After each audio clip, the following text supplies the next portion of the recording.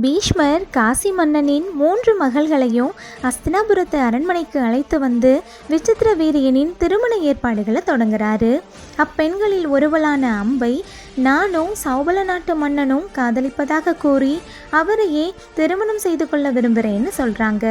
அதுக்கு பீஷ்மர், நீ சௌபல நாட்டு மன்னன் சால்வனை விரும்பினா அவரையே திருமணம் செஞ்சுக்கலாம், அதுக்கு தடை ஏதும் இல்லைன்னு சொல்கிறாரு. பிறகு 2 பெண்களான அம்பிகையையும் அம்பாலிகையையும் விசித்திர வீரியனுக்கு திருமணம் செஞ்சு கொடுக்கிறாரு. மறுபுறம் மன்னன் சால்வனை சந்திச்ச அம்பை இருவரும் திருமணம் செய்து கொள்ள கேட்க சால்வன் அவளை ஏற்றுக்கொள்ள மறுத்துடுறாரு.